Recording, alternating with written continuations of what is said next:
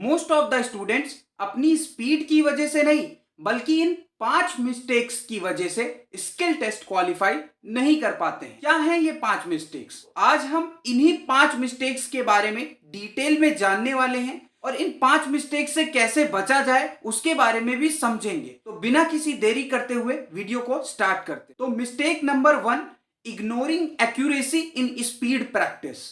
ज्यादातर स्टूडेंट्स क्या करते हैं, उनके मन में एक टारगेट रहता है कि मुझे 80 डब्ल्यूपीएम या 100 डब्ल्यूपीएम स्पीड करना है।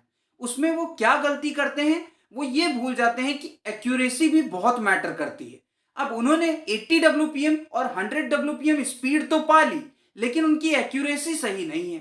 तो उससे दिक्कत क्या होगा कि उनके बहुत सारे वर्ड्स जब वो टाइप करेंगे तो गलत टाइप हो जाएंगे। उसकी वजह से जो आपका एरर परसेंटेज है वो बहुत ज्यादा हो जाएगा, जिसकी वजह से स्किल टेस्ट क्वालिफाई नहीं हो पाएगा।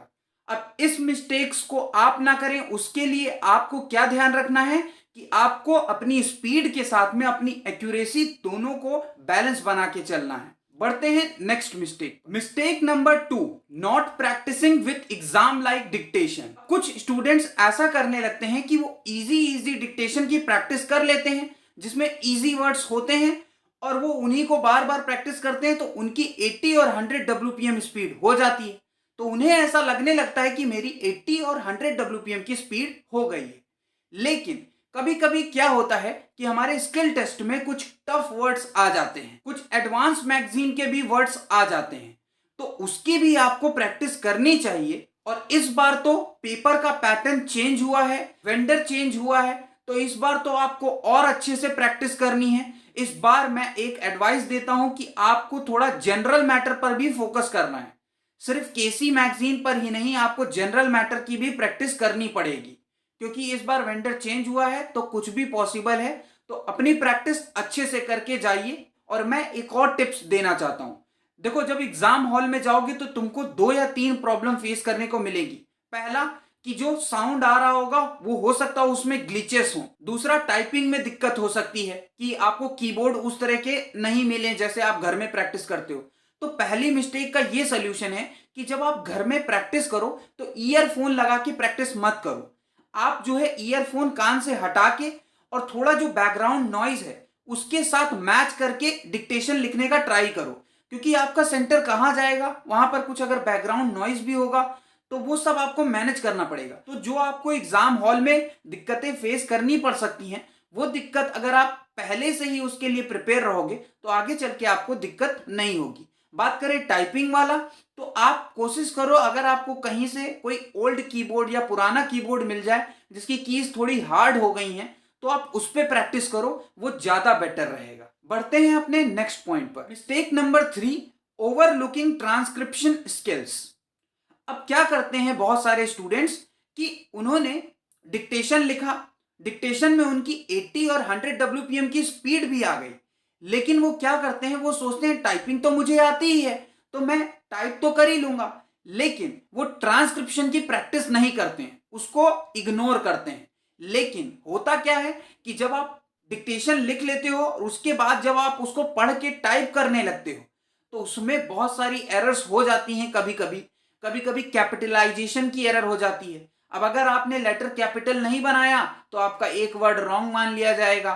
तो ये सब एरर आपको ध्यान रखना है। अब इसका सोल्यूशन क्या है? इसका सोल्यूशन ये है कि अगर आप डिक्टेशन लिख रहे हो तो उसको रीड भी करो, उसको ट्रांसक्राइब भी करो, मतलब कोई भी स्टेप आपको छोड़ना नहीं है, सारे स्टेप का बैलेंस बना के चलना है, तभी आप जाके एग्जाम हॉल में अच्छे से परफॉर्म कर पाओगे। बात करें अपनी मिस्टेक नंबर 4 पे, तो मिस्टेक नंबर 4 है वीक टाइम मैनेजमेंट। कुछ स्टूडेंट्स की क्या गलतियां होती हैं कि वो टाइम को मैनेज नहीं कर पाते हैं। मतलब अगर उनका डिक्टेशन अच्छा जा रहा है तो वो क्या करते हैं, सिर्फ डिक्टेशन डिक्टेशन लिखते चले जाते हैं, ट्रांसक्रिप्शन नहीं करते हैं। अब अगर उन्हें टाइपिंग में मजा आ रहा है तो उनको टाइपिंग करते चले जाते हैं, ट्रांसक्रिप्शन नहीं लिखते हैं।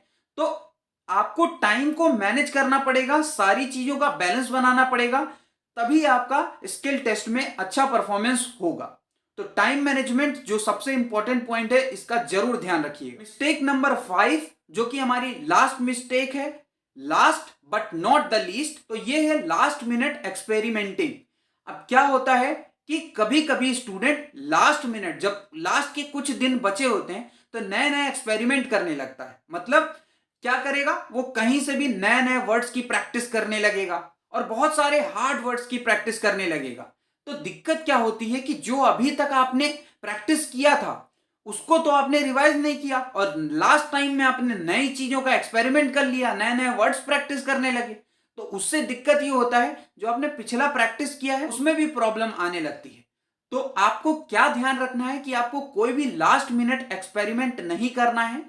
आपको सिंपली प्रैक्टिस अच्छे से करके जानी है, और जो आपने प्रैक्टिस कर लिया उसी को अच्छे से और प्रैक्टिस करनी है, और अपनी एक्यूरेसी बेटर करनी है, और स्पीड पे काम करना है। तो ये सब बातों का आपको ध्यान रखना है। तो ये 5 पॉइंट थे, 5 मिस्टेक्स थी जो आपको स्किल टेस्ट से पहले बिल्कुल भी नहीं करनी है। अगर आप इन 5 मिस्टेक्स में से कोई मिस्टेक कर रहे थे तो कमेंट में जरूर बताइएगा और उसको सुधारने का ट्राई करिएगा। वीडियो अच्छी लगी हो तो लाइक कर देना, चैनल पर नए हो तो सब्सक्राइब कर लो, क्योंकि ऐसी ही हेल्पफुल वीडियो मैं आपके लिए इस चैनल पर लाता रहता हूं। नेक्स्ट टॉपिक वीडियो का क्या चाहिए कमेंट में जरूर बता देना।